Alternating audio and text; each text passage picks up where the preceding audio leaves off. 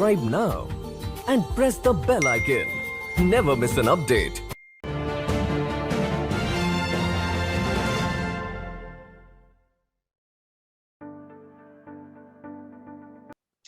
Namaste, konnichiwa. Welcome to the Nupur Tiwari Show. Let's talk business. And today this show is going to be very special because we have two guests. Yes, and they're from bank. Yes, you heard it right. Actually, the India is facing a different kind of problems, and the privatization of bank is another one. So today we are going to be joined by Sri Sunil Kumar. He is the General Secretary, FBOIOA, Advisor, AIBOC, Chairman, AINBOF. And we'll be joined by Sri Sanjay Das, President, FBOIOA, Senior Vice President, AIBOC, General Secretary, AINBOF. And we will know a lot of things from them. So let's welcome Mr. Sunil and Mr. Sanjay Das. Namaste. Namaste, Sunil ji. Namaste, Sanjay ji. And welcome to the Nupur Tiwari Show. Let's talk business. Okay, thank you very much. And we are also privileged to be with you. It's my honor. And क्या बताओ कि मतलब पहली बार मुझे लग रहा है कि बैंक के लोग मेरे साथ है तो पैसा बहुत आने वाला है. तो हंसी से हम शुरू करते हैं इसको. तो हाँ सुनील जी. हाँ, सुनील जी ने बोल दिया आने वाला है. मैं ये कह रहा था कि पैसा जरूर जाएगा और वो कहीं से आएगा. तो हमारा काम है इंटरमीडिएटरी का, कहीं से पैसा लेके और कहीं पैसा देना है. तो हम लोग कहीं से पैसा लेंगे और आपको ढेर सारा पैसा देंगे अपनी शुल्क. तो ये हंसी मजाक से हम शुरुआत कर रहे हैं, लेकिन we are going to definitely talk about very serious subject, and that is the India is facing the privatization of Indian bank. So Sunil ji, actually आपसे शुरुआत करना चाहती हूँ कि मैं जिस देश में हूँ, जापान में, वहाँ पे हर चीज प्राइवेट है. हर चीज, बैंक से लेके हर चीज, फार्मर के सब कुछ लेके. तो इंडिया में अगर प्राइवेटाइजेशन हो रहा है बैंक का, इसमें प्रॉब्लम क्या हो सकता है? सुनील जी से हम शुरुआत करना चाहते हैं. देखिए नुपुर जी, ऐसा है कि जापान की इकोनॉमी और इंडिया की इकोनॉमी को पहले समझना होगा. हमारी जो इकोनॉमी है वो मिक्स्ड इकोनॉमी है. जब हमारी यहाँ पंचवर्षीय योजना शुरू हुई आफ्टर इंडिपेंडेंस, तो जो डेवलपमेंट का जो रोड मैप बना वो बना पंचवर्षीय योजना. और हमारे संविधान के प्रियम्बल में भी है कि हम एक मिक्स्ड इकोनॉमी है. मिक्स्ड इकोनॉमी का मतलब कि प्राइवेट सेक्टर और पब्लिक सेक्टर दोनों साथ साथ चलेंगे. उसमें एक चीज और निहित है कि पब्लिक सेक्टर में वैसे चीज रहेंगे जो कि स्ट्रेटेजिक है. क्योंकि भारत एक वेलफेयर स्टेट है, जापान एक वेलफेयर स्टेट नहीं है. ये बेसिक चीज है जो आपको समझना पड़ेगा. तो जो वेलफेयर स्टेट है वहां पर पब्लिक सेक्टर का महत्व बहुत ही ज्यादा बढ़ जाता है. दूसरी जो चीज है हमारी डेमोग्राफी. हमारी जो डेमोग्राफी है, हमारी डेमोग्राफी में जब आप देखेंगे जापान के डेमोग्राफी के साथ आप उसका तुलना करेंगे तो हमारी डेमोग्राफी है एग्रीगेरियन बेस्ड है, कृषि आधारित. हमारी जो अर्थव्यवस्था है वो कृषि आधारित है, जो जापान में नहीं है. जापान में इंडस्ट्रियलिस्ट कंट्री है जापान, वहां इंडस्ट्री मेन सोर्स है. हमारे यहाँ एम्प्लॉयमेंट का और इनकम जनरेशन का एग्रीकल्चर मेन सोर्स है. हम इंडस्ट्रियलाइजेशन के उस लेवल तक नहीं पहुंच पाए. तो यही वजह है कि भारतीय अर्थव्यवस्था को का जो ग्रोथ इंजन है सरकारी क्षेत्र का बैंक, उसको अगर हम प्राइवेटाइजेशन करेंगे तो वेल्थ कंसंट्रेशन होगा. और वेल्थ कंसंट्रेशन वो होगा चंद कॉर्पोरेट हाउसेस के हाथ में, जो रिसोर्सेज है हमारे यहाँ. विशेष करके जापान की बैंकिंग में और हमारे बैंकिंग में अंतर ये है, हम स्पेकुलेटिव बैंकिंग नहीं करते. हम फंड इकट्ठा करते हैं, स्मॉल डिपॉजिट्स ये इंडियन बैंकिंग सिस्टम में ही है कि हम लोगों को उनके डिपॉजिट पर ब्याज देते हैं, जबकि जापान में या बाकी डेवलप कंट्रीज में निगेटिव इंटरेस्ट का रिजिम है कि अगर हम आपका पैसा रखेंगे तो for that you will have to pay something to the banking industry. जबकि हमारे यहाँ क्या है कि हम आपको ब्याज देते हैं, उस पर इंटरेस्ट देते हैं, और वह जो फंड है, वह जो वेल्थ क्रिएशन है, वो हम फिर नेशनल डेवलपमेंट या जो इंडस्ट्रियल या इंफ्रास्ट्रक्चर डेवलपमेंट है उसमें हम लगाते हैं, क्योंकि वो फंड बहुत चीप फंड होता है। नुपुर जी, हाँ, कि हमारी जो इकोनॉमी है मिक्स्ड इकोनॉमी है, और हमारी जो डेमोग्राफी है और हमारे जो रिक्वायरमेंट है, उसमें पब्लिक सेक्टर का बहुत अहम रोल है। और जब हमारे यहाँ पंचवर्षीय योजना लागू हुई, 5th 5-year प्लान डेवलपमेंट का, तो साथ ही साथ वो प्रक्रिया शुरू हुई कि बैंकों का नेशनलाइजेशन हो। उसके पहले बैंक प्राइवेट सेक्टर में थे, और प्राइवेट सेक्टर में जो बैंक थे उससे हमारी अर्थव्यवस्था में कहीं कोई कंट्रीब्यूशन नहीं था। हमारे यहाँ जो प्रायोरिटी सेक्टर की लेंडिंग है वो प्राइवेट बैंक्स नहीं कर रहे थे। यही वजह है कि प्राइवेटाइजेशन का हम विरोध कर रहे हैं, इसलिए कि वो इकोनॉमी ड्रिवन डिसीजन नहीं है, हमारे ऊपर ये थोपा गया डिसीजन है। जो हम एक डेवलप कंट्री नहीं है, डेवलपिंग कंट्री है, हमारा जो रिक्वायरमेंट होता है, जिसमें कि हम जनरली वेस्टर्न कंट्रीज में या वर्ल्ड बैंक या IMF या एशियन डेवलपमेंट बैंक से जब हम कर्ज लेते हैं तो उनके ये स्टिपुलेशंस होते हैं कि हमको अपने फाइनेंशियल सेक्टर को खोलना है। फाइनेंशियल सेक्टर को खोलने का मतलब ये नहीं है कि हम बैंकों को प्राइवेटाइज कर दें। अगर भारतीय सरकारी क्षेत्र के बैंक नहीं हुए होते तो 2008 का जो सब प्राइम जो क्राइसिस हुआ, भारत उससे अक्षुण्ण नहीं होता। तो भारत अगर बचा रह गया तो इसलिए बचा रह गया कि सरकारी क्षेत्र के बैंक थे, और सरकारी क्षेत्र के बैंकों ने अपनी महती भूमिका निभाई। यही कारण है कि भारत को सरकारी क्षेत्र के बैंकों की बहुत जरूरत। तो संजय जी, आपका यहाँ पे जानना चाहेंगे, व्हाट डू यू थिंक, आप क्या सोचते हैं इसके बारे में? हाँ नुपुर जी, देखिए सुनील जी जो बोला है मैं उससे सहमत हूँ। उससे मैं 2-3 चीज ऐड करना चाहूंगा। मैं थोड़ा सा समरी इसका करूंगा तो ये बोलना पड़ेगा, एक्चुअली इंडियन इकोनॉमी और जापान इकोनॉमी और any foreign country that is totally different. Actually in India it is the investment led economy, it is not a consumption led economy. क्योंकि ये लोग यहाँ इन्वेस्ट करते हैं, क्योंकि ये जो वेलफेयर एक्टिविटीज ये सरकार नहीं देखते हैं। ये मान लिया जाए कि किसी ने अगर after 60 years means after being retired from the services, means जो सीनियर सिटीजन हम जिसको कहते हैं, दूसरा बहुत सारे देश में ऐसा है कि सीनियर सिटीजन का हेल्थ टोटली गवर्नमेंट देखते हैं, चाहे वो प्राइवेट हो चाहे वो गवर्नमेंट सेक्टर हो। एजुकेशन, ये एजुकेशन फ्री है, बहुत सारे देश में है ऐसा, मींस लोगों को ये सब के बारे में सोचना ही नहीं पड़ता है। लेकिन हमारे यहाँ मैंने जो बोला कि इन्वेस्टमेंट लेड इकोनॉमी, लोग इन्वेस्ट करते हैं इसीलिए कि at the time of the need when I will be the sick, that time I will have to invest money for my own treatment, therefore it is the investment led economy. And वो actually वही है कि सरकार means हमारी जिस time आजादी आया था इंडिया का, उस time India came out as an welfare state, means लोगों का वेलफेयर, जन कल्याण, ये काम करना सरकार की दायित्व था, सरकार की ड्यूटीज थी। तो ये आज क्या हो रहा है, means that time also perhaps it will be part of our discussion also, this bank nationalisation it was a political issue, and this denationalisation it is also going to be a political issue. क्योंकि ये क्या है, means ये सरकार अभी चाह रहे हैं कि हमारी जो जन कल्याण वाला वेलफेयर वाला काम ये सरकार ना करके कोई प्राइवेटों का हाथ में सौंपने के लिए कोशिश कर रहा है।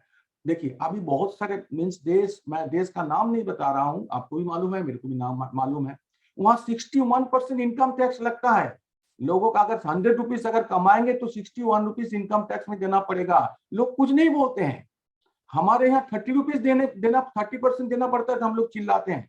61 रुपीज और 62 रुपीज वो इनकम टैक्स देंगे तो कुछ लोगों को चिल्लाना नहीं, लोगों को कुछ लगता नहीं है, क्योंकि they will not have to think for their health, they will not have to think for their education, वो सरकार देख लेते हैं। हमारे यहाँ ऐसा नहीं है, इसीलिए that's why when we are thinking about these welfare activities is going to be in the hands of the corporates, means those who are looking, means only thinking about the profit, means we are very much scared of whether our welfare will be in that shape or not. That's why we are opposing. Okay तो ये जो privatisation हो रहा है ये क्या for national call और political call, मतलब आपको क्या लग रहा है? I am telling you that the bank nationalization, it was also a totally political cause, though the employees that time, the unions, they also means हल्ला किए थे, demand किए थे, फिर भी it was done with the political motive. That was the need of the hour. And now when it is going to be denationalized, that is also a political motive, not a economical reason there is. तो मतलब nationalise जब हुए थे तब भी political था, अभी भी पॉलिटिकल है? That time also it was a political issue. Okay so मतलब पॉलिटिक्स के बिना क्या इंडिया में कुछ और नहीं हो सकता क्या? मतलब ओनली फॉर द पीपल, कुछ पॉलिटिक्स को छोड़ के क्या इंडिया में कुछ नहीं हो सकता क्या? What do you think about it? India is the biggest country of that, so far the democracy is concerned. That's why the politics तो यहाँ रहेगा ही, क्योंकि डेमोक्रेसी का इतना बड़ा आयोजन किसी दुनिया में किसी जगह में नहीं है। तो जहाँ डेमोक्रेसी का आयोजन इतना बड़ा है तो वहाँ तो पॉलिटिक्स आएगा ही। सो अभी मैं डेफिनेटली सुनील जी के पास जाना चाहूंगी कि आपको सुनील जी लगता है कि ये जो नेशनलाइज जब हुआ था, अभी जो डीनेशनलाइजेशन हो रहा है सब कुछ, क्या हमें पॉलिटिकल लीडर्स मिसलीड कर रहे हैं? आपको क्या लगता है? देखिए ऐसा है नुपुर जी कि जैसा कि संजय जी ने कहा कि जिस समय बैंकों का नेशनलाइजेशन हुआ तो पॉलिटिकल रीजन थे, जो पॉलिटिकल रीजन थे वो गवर्नमेंट का कंपल्सन नहीं था। क्योंकि जब 1969 में श्रीमती इंदिरा गांधी ने 14 बैंकों का नेशनलाइजेशन किया और 1980 में 6 बैंकों का नेशनलाइजेशन हुआ, तो 1969 में कुछ पॉलिटिकल पार्टीज ने उसका विरोध किया था। उसके बाद कभी भी किसी भी राजनीतिक दल ने इस बात की मांग नहीं उठाई थी कि बैंकों को प्राइवेटाइजेशन होना चाहिए। इवन कि 1980 में भी जब 6 बैंकों का राष्ट्रीयकरण किया गया तो किसी भी अपोजिशन पार्टी के लोगों ने विरोध में आवाज इसलिए नहीं उठाई थी कि उन लोगों ने देखा था कि इस देश को अन्न, पार्टिकुलरली जो फूड ग्रेन्स है और एग्रीकल्चर आधारित जो भी उद्योग धंधे हैं उसमें उसको पूर्णतः आत्मनिर्भर बनाने में सरकारी क्षेत्र के बैंकों ने बहुत महत्वपूर्ण भूमिका निभाई। देखिए 1969 के पहले ही राष्ट्रीयकरण की प्रक्रिया शुरू हो चुकी थी। जब हमारा देश आजाद हुआ तो उस समय भारतवर्ष कई वहाँ स्टेट थे, कई स्टेट थे जो प्राइवेट लोगों के द्वारा थे, राजे थे, रजवाड़े थे, और भारत देश का ही पुनर्गठन हुआ। सरदार वल्लभ भाई पटेल जब हमारे गृह मंत्री थे तो उन्होंने एक बहुत महत्वपूर्ण भूमिका निभाई कि भारत को एक देश बनाया जाए, India should become a country. और उस समय हर स्टेट का अपना अपना एक बैंक हुआ करता था, bank of Rajasthan, bank of Bihar, bank of Bengal. तो धीरे धीरे सबको इकट्ठा करके जैसे कि राज्यों का पुनर्गठन होता गया तो 1955 में इंपीरियल बैंक को कन्वर्ट किया गया स्टेट बैंक ऑफ इंडिया। तो स्टेट बैंक ऑफ इंडिया सरकार की सरकारी क्षेत्र में सरकार का पहला बैंक बना। तो एक्चुअल जो राष्ट्रीयकरण है बैंकों का वो जो 1969 के पहले शुरू हो गया, और उसके पीछे मेन रीजन यही थे कि सेकेंड वर्ल्ड वॉर के बाद बहुत ही गुणात्मक परिवर्तन इस विश्व में हुआ और सबसे ज्यादा इफेक्टेड आज वो देश है जहां आप आज अवस्थित हैं। और उस समय लोगों के सब्सिस्टेंस पे एक बहुत बड़ा प्रश्न चिन्ह हो गया, रीबिल्डिंग ऑफ द नेशन। हमारा जो स्ट्रेंथ था कि हमारे पास लेबर थे, हमारे पास जो डेमोग्राफिक डिविडेंड हमको लेना था, उसके लिए कहीं ना कहीं सरकार को इन्वॉल्व होना था। और इसलिए सिर्फ बैंकों का ही राष्ट्रीयकरण नहीं हुआ, उस समय कोल का नेशनलाइजेशन हुआ और भी जो नेचुरल रिसोर्सेज थे सबका नेशनलाइजेशन हुआ, ताकि उसको एक गवर्नमेंट उसको एक कंट्रोल करे ताकि उसको मैक्सिमम लोगों को बेनिफिट मिले।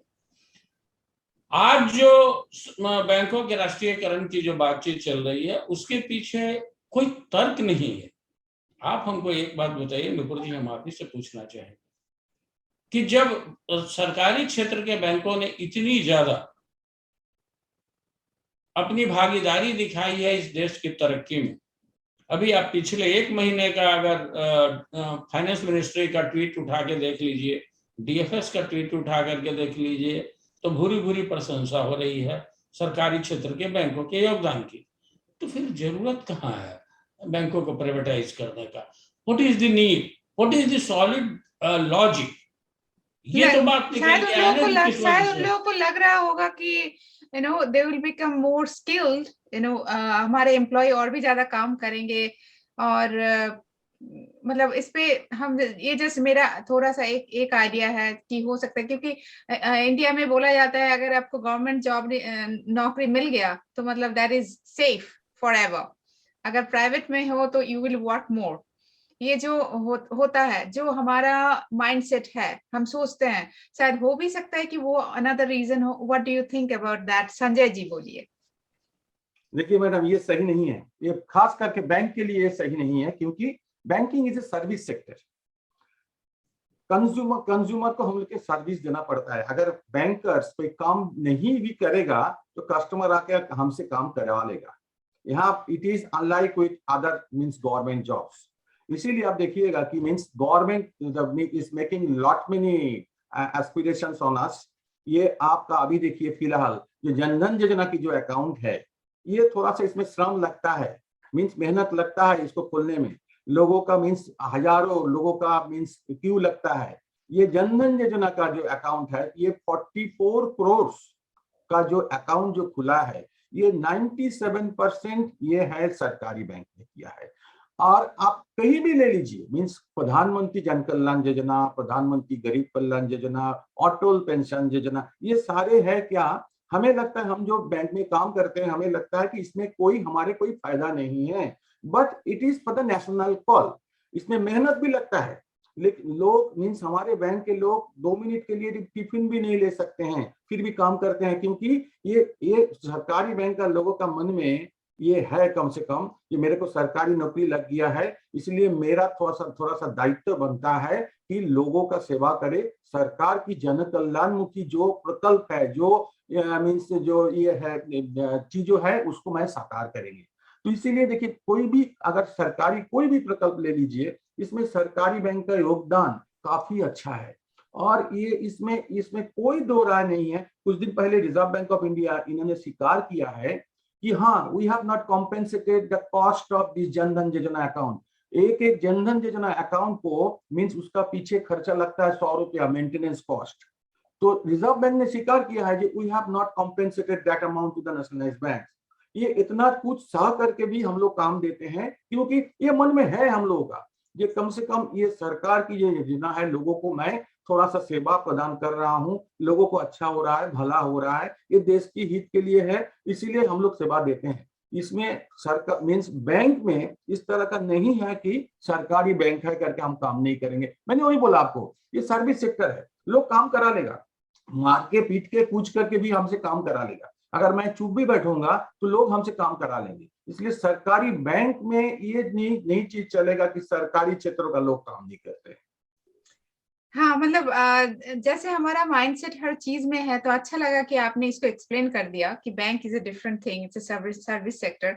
तो बहुत लोग ऐसे भी सोचते हैं इंडिया में कि अगर गवर्नमेंट का जॉब मिल गया तो चलो मिल गया, लेकिन आपने बहुत हो सकता है, लेकिन बैंक में नहीं हो सकता। बैंक में नहीं होता है, वो नहीं हो सकता है। ओके, तो आपने बहुत अच्छी तरह से we are facing the customers. ये हम पीछे बैठ करके काम नहीं कर रहे हैं, कोई एयर कंडीशन रूम में बैठ करके काम नहीं कर रहे हैं, मैं कस्टमर को फेस कर रहा हूँ।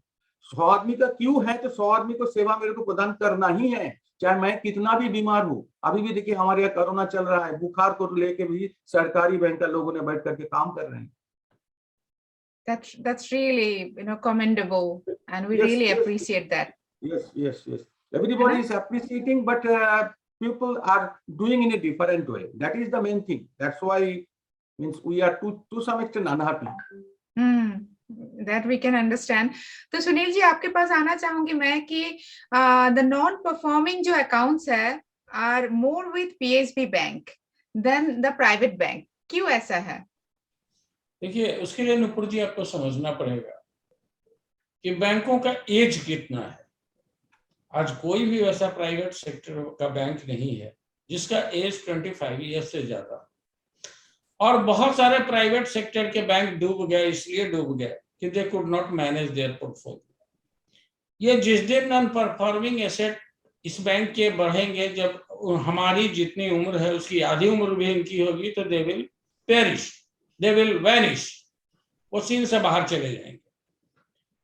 अभी ताजा एग्जांपल आपने देख लीजिए कि आईसीआईसीआई बैंक में क्या हुआ। अब यस बैंक को देख लीजिए क्या हुआ।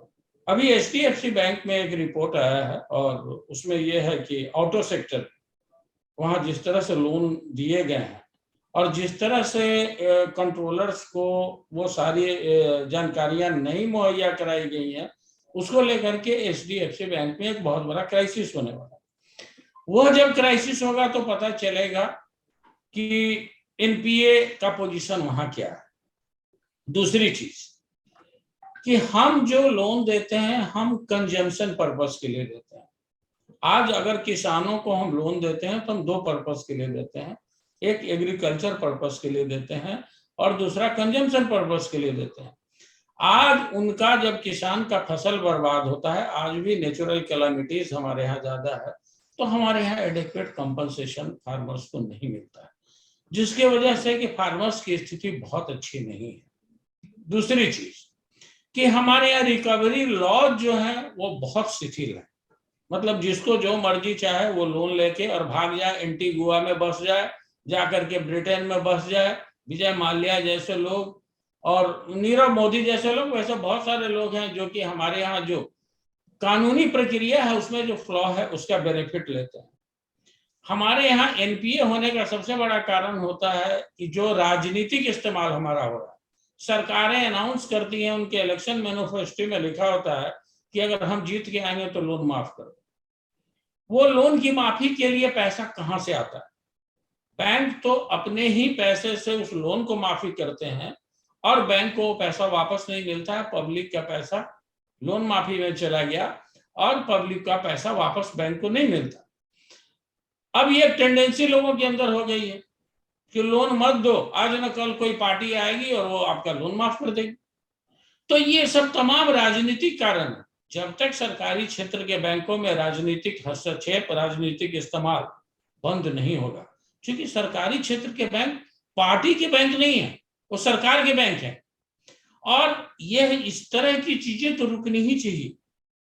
आप लोन माफी कैसे कर सकते हैं? नुपुर जी, आप ये मान के चलिए कि मेरा कर्ज माफ करने के लिए नुपुर जी का पैसा इस्तेमाल हो रहा हो, that is a fraud which the government is committing on its own public. आज आप नियम नहीं बना रहे हैं। आज हमारे यहाँ एनपीए होने का कारण ये है कि हमारे यहाँ स्टैंडर्ड एसेट पे हमको प्रोविजन करना पड़ता है। जो स्टैंडर्ड एसेट है, बाकी विश्व में कहीं भी स्टैंडर्ड एसेट पे नहीं होता है। हमको रिस्क वेटेज कैपिटल की जरूरत है। ये रिस्क है कहाँ की कैपिटल? हम सरकारी क्षेत्र के बैंक हैं, हमारा तो सबसे बड़ा गारंटी सरकार के पास है, तो हमको रिस्क कहाँ है? तो चूंकि वेस्टर्न कंट्रीज का प्रेशर हमारे ऊपर है कि सरकारी क्षेत्र के बैंकों की वह स्थिति कर देनी है कि जो कि बैंकों के पास जो अकूट जो धन जमा है उसका इस्तेमाल वो अपने यहाँ कर सके, इसलिए जानबूझ करके एनपीए को बढ़ाया जा रहा है। अदरवाइज आप ये देखेंगे कि जिस दिन हमारे यहाँ रिकवरी लॉज कानून, हमारे यहाँ विलफुल डिफॉल्टर का नाम क्यों नहीं पब्लिश होता है? आप हमको एक चीज बताइए। इस देश की सर्वोच्च न्यायिक संस्था सुप्रीम कोर्ट ने जब कहा कि 50 जो सबसे बड़े डिफॉल्टर्स हैं उनका नाम पब्लिश कर दिया जाए, सरकार ने नहीं किया, रिजर्व बैंक ने नहीं किया। क्या यह चीज जापान में होगा? कदापि नहीं होगा। अब चाइना को देख लीजिए, वहां जो विलफुल डिफॉल्टर्स होते हैं उनको बाकायदा सरकारी चीजों का इस्तेमाल करने पर मनाही होती है। उनको पासपोर्ट नहीं मिलता है, उनको वीसा नहीं मिलता है, और हमारे यहाँ तो माल महाराज का और मिर्जा होली खेलते हैं। तो जो एनपीए बढ़ रहे हैं उसके लिए हम जिम्मेवार नहीं हैं। एनपीए जो बढ़ रहे हैं उसके लिए सरकार की नीतियां जिम्मेवार है, हमारा राजनीतिक इस्तेमाल जिम्मेवार है, और साथ ही साथ जो यहाँ कानूनी प्रक्रिया होनी चाहिए रिकवरी की, लोन वसूली की, उसमें जो गुणात्मक सुधार नहीं है, उसके वजह से एनपीए पर। संजय जी इसके साथ इसमें साथ एक और कारण है नुपुर जी, हाँ जी हाँ जी एक और कारण है। आप जब अभी जो सरकार केंद्र में है, भारतीय जनता पार्टी है, इसका इकोनॉमिक सर्वे आया था 2016। उस इकोनॉमिक सर्वे को जब आप देखेंगे तो आप पाएंगे कि उसमें ये बड़ा क्लियर कट लिखा हुआ कि 2004 से लेकर के और 2010 तक इस देश में इकोनॉमिक ग्रोथ जो है वो बिल्कुल ही बहुत, that was going very steep, बहुत ही तेजी से बढ़ा। और वो तेजी से इसलिए बढ़ा कि उस समय प्राइवेट सेक्टर में जो भी इंफ्रास्ट्रक्चर के डेवलपमेंट के लिए जो प्राइवेट सेक्टर के लोग हैं, स्टील है, माइनिंग है, टेक्सटाइल है, पावर है, टेलीकम्युनिकेशन, उसमें जितने भी लोग आए उनको 39% जो इंफ्रास्ट्रक्चर के लिए लोन है वो पब्लिक सेक्टर के बैंकों ने दिया और 14% ही प्राइवेट सेक्टर के बैंकों ने दिया। अब क्या हुआ कि 2010-2012 के बाद जब इस सब सेक्टर की स्थिति खराब हो गई तो जाहिर सी बात है हमारा लोन पोर्टफोलियो है वो खराब हो गया। इसके लिए सरकार की पॉलिसी जिम्मेवार है। सरकार ने हमको कहा कि इंफ्रास्ट्रक्चर में लोन देना है, हमने इंफ्रास्ट्रक्चर में लोन दे दिया। हमारी जो प्राइमरी लैंडिंग एजेंसीज थी पहले, चाहे वो IDBI हो, ICICI हो, HDFC हो, ये सब एक समय में सरकार के अंदर ही थे और सभी प्राइमरी लैंडिंग एजेंसी थी जिसको कि सरकार ने बंद करके और उनको बैंकिंग लाइसेंस दे करके और उसमें फॉरेन कैपिटल लेकर के उनको प्राइवेट कर दिया और उनकी तमाम जिम्मेवारियां हमको दे दी गई। आज अगर इंफ्रास्ट्रक्चर में चीजें खराब होती है, आज आप ये देख लीजिए कि हमारा BSNL बिक जाएगा, एयर इंडिया बिक जाएगा और सरकार पैसा कहाँ लगाएगी? वोडाफोन में और आइडिया में लगाएगी। यही वोडाफोन और इसी आइडिया को खड़ा करने में सरकारी क्षेत्र के बैंकों का पैसा लगा। तो ये जो हमारी बुनियादी खामियां हैं, हम इसके तरफ पब्लिक भी ध्यान नहीं देती है, जनता भी ध्यान नहीं देती है। दो ही तर्क दिए जाते हैं। पहला, इफिशियंसी। अरे आप इफिशियंसी को गोली मारिए। जिस बैंक में डायरेक्ट बेनिफिट का जब पैसा क्रेडिट होगा तो आधा किलोमीटर तक का लाइन लगता है, आपको क्या लगता है कि वहां पर जो बैठा हुआ आदमी है वो क्या कर रहा है? वो उनको सर्विस दे रहा है। हम डाउन ट्रोडन लोगों को सर्विस दे रहे हैं। प्राइवेट बैंक्स इलाइट लोगों को सर्विस देता है, सिलेक्टेड लोगों को सर्विस देता है। आज प्राइवेट बैंक्स में अकाउंट खोलने के लिए मिनिमम जो बैलेंस है उतना तो हिंदुस्तान में पर कैपिटा इनकम नहीं है। तो संजय जी इसमें आप कुछ कहना चाहेंगे? हाँ, मैं वही कहना चाहूंगा कि नुपुर जी, ये जो सवाल आपने पूछे हैं, ये अगर आंकड़े आप ले लीजिएगा सिर्फ 2007 और 2006 में, इसमें पब्लिक सेक्टर बैंक में जो NPS था, जो परसेंटेज था, इट वाज ऑलमोस्ट इक्वल और less than this private sector. पर सुनील जी जो बोल रहे हैं वही है actually. That time since 2008 when there was a global meltdown, that time the foreign investors, those who were investing money for the long term credit, infrastructure lending, तो infrastructure lending में पैसा नहीं मिला, पैसा आना बंद हो गया है। That's why for development of this infrastructure lending, these nationalized banks, they were given this task.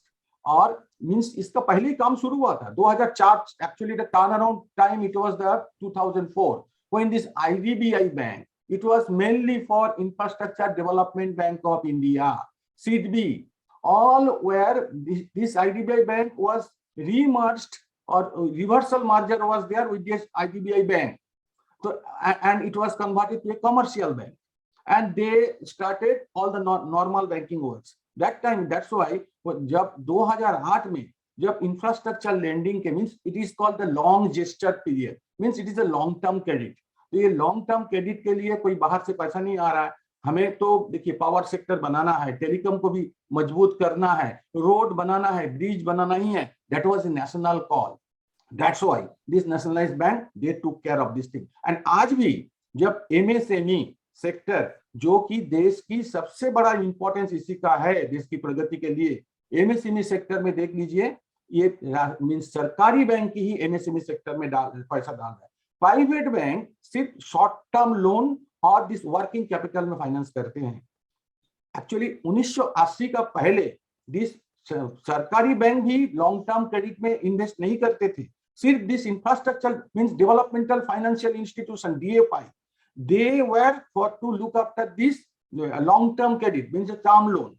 उसका बाद से जब कमर्शियल बैंक हो गया तो this nationalised sector bank they were compelled to go for that and it was the national call. आप कहेंगे कि जानबूझ करके तब सरकारी क्षेत्र का बैंक क्यों, जब जानते थे कि इसमें फेलियर होगा, क्योंकि due to the slow down of the economy बहुत सारे मींस 15 साल 20 साल का जो रिपेमेंट पीरियड होता है, ये रिपेमेंट पीरियड में फ्लॉप हुआ है। आज हमारे जितना मींस एनपीए है सरकारी बैंक का सारे ही इंफ्रास्ट्रक्चर लेंडिंग वाला है, लॉन्ग टर्म क्रेडिट वाला है। आप पूछेंगे कि क्यों तब जानबूझ करके सरकारी बैंक वाले ने इसमें दे दिया था लॉन्ग टर्म क्रेडिट में, मैं तो आपको कहूंगा that's why means that was the national call, that was the national call. हम लोग कोई इनकार नहीं कर सकते हैं कि ये पैसा हमारे डूबेगा, हम नहीं डालेंगे, प्राइवेट सेक्टर इनकार कर सकता है।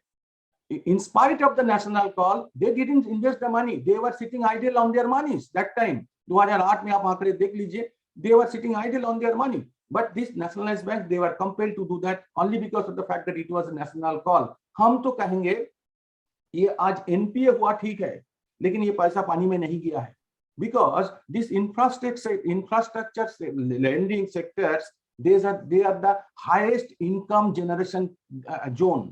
इसमें एक एक इंफ्रास्ट्रक्चर सेक्टर में कितना लोगों का रोजगार सृजन हुआ है, जो कि हमारे देश के लिए बहुत ही मींस जरूरी है।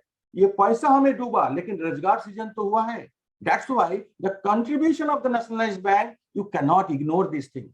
And here lies the difference. Here lies the difference. Why these NPS and more particularly in our case the credit policy. I mean this very liberal credit policy and very loosely knitted terms and conditions. Because we are looking after only for the welfare of the country. उन लोग सिर्फ commercial sector सिर्फ profit के लिए सोचते हैं। अगर हम भी अगर प्रॉफिट के लिए सोचेंगे, काल से सोचना चालू कर देंगे, तो हमारे एनपीए उनसे 50% हो जाएगा। ये तो मींस दवा का साथ हम लोग कहते हैं, क्योंकि कंपेयर विद द कंपेरेबल्स, कोई लेवल प्लेइंग फील्ड दे दीजिए देन कंपैरिजन आता है। ये तो लेवल प्लेइंग फील्ड नहीं है, तो कंपैरिजन कैसे करेंगे? फिर भी मैं आपको कहूंगा, in spite of all the audits, still this nationalized sector bank in India, as on date, means last year also, they have posted a huge profit, 1,97,000 crore operating profit. Wow. Means in one quarter, in the last quarter, 50,000 crore the operating profit and 17,000 crore that is the net profit, and they are paying the dividend also and the tax also to the government.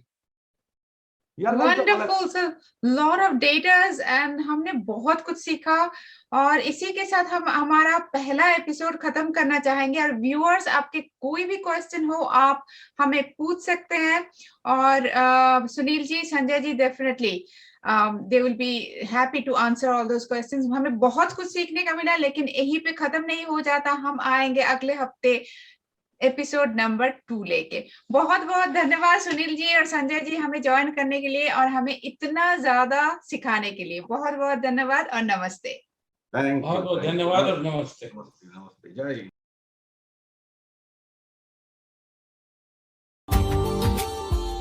Subscribe now and press the bell icon. Never miss an update.